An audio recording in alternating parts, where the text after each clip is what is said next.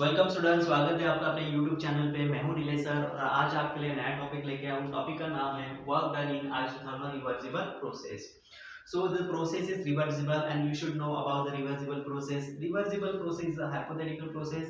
This process does not complete in one step but it completes in infinite number of steps. तो अगर पूरे process का work done find करना है then we have to find out work done in one step and then we can integrate the single step work and we get total work done.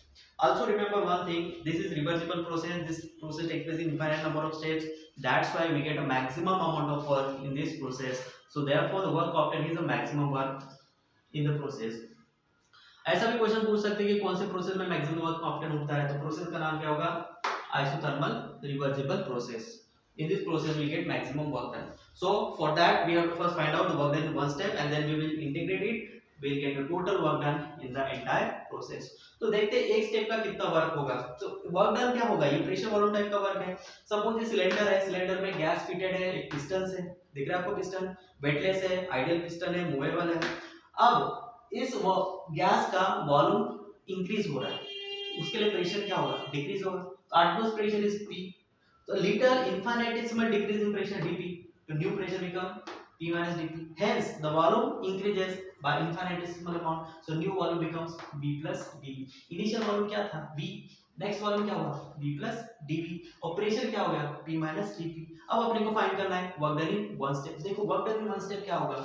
Work done in one step dW equals to minus of new pressure क्या है? New pressure is P minus dP. Pressure into change in volume is d. So this is work done in one step. Solve this.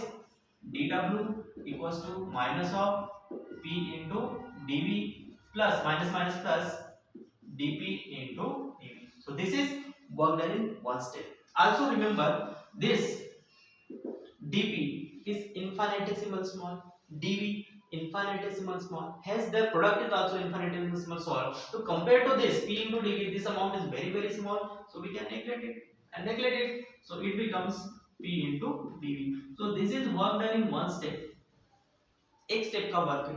अब मान लो process complete हो गया, process team initial से final state में चला गया, तो टोटल वर्क कितना होगा? तो टोटल वर्क फाइंड करना है कि जितने भी स्टेप हुए सबको ऐड कर दो, मतलब एक सिंगल स्टेप को इंटीग्रेट कर दो, we will get a total work done in the process.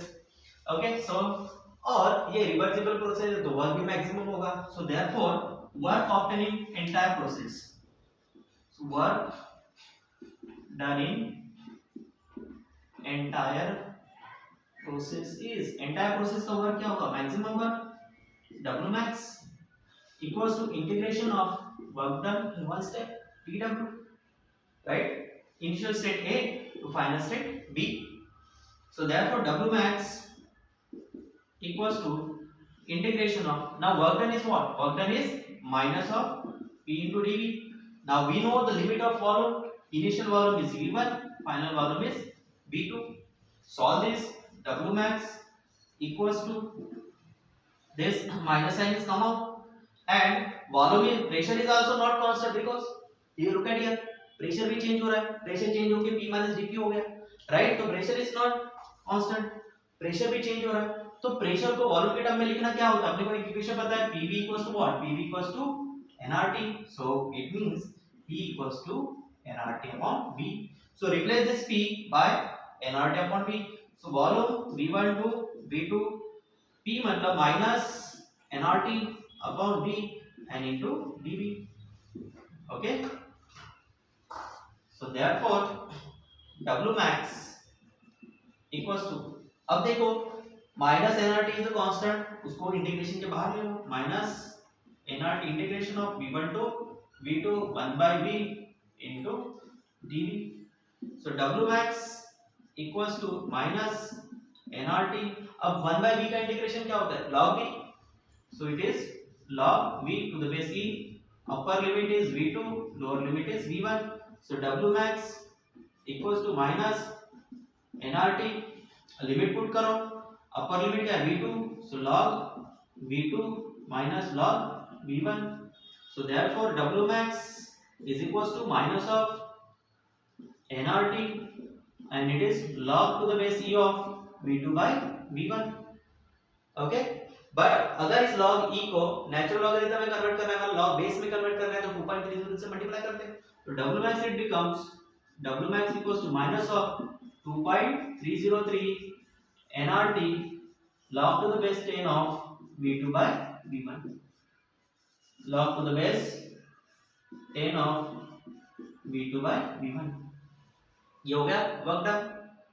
Okay, और अपने को पता है कि और इसको क्या लिख सकते हैं, a pressure is inversely proportional to volume at constant temperature. Okay, so but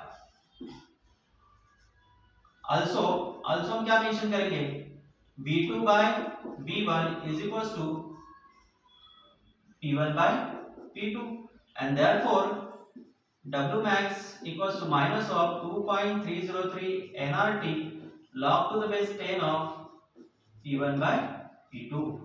तो ये हो जाएगा expression for work done in reversible isothermal reversible process. तो ये मैक्सिमम वर्क अपने को ऑब्टेन करता है। तो सिंपल सी बात है, अगर वो रिवर्सिबल प्रोसेस है तो इनफाइनाइट नंबर ऑफ स्टेप में होगा, और सारे स्टेप को जब कंबाइन कर देंगे तो एंटायर प्रोसेस का वर्क मिलेगा। तो आपको पता करना है कि एक स्टेप में कितना वर्क डन होता है। तो एक स्टेप का वर्क मतलब सिंगल स्टेप का वर्क, ये जो कि सिंगल स्टेप है, सिंगल स्टेप में वॉल्यूम dV से इंक्रीज हो रहा है तो प्रेशर dP से डिक्रीज हो रहा है, तो new pressure is P minus dP and new volume is P plus dP। अब वर्क डन आपने को पता है, पहले हमने कैलकुलेट किया, वर्क डन क्या होता है, प्रेशर वॉल्यूम वर्क क्या होता है, minus of P into change in volume. तो work done in one step minus of pressure, नया प्रेशर क्या है P minus dP and change in volume क्या है dV, so it is P minus dP into dV। Solve करना है, one step का work मिला कितना P इनटू dV।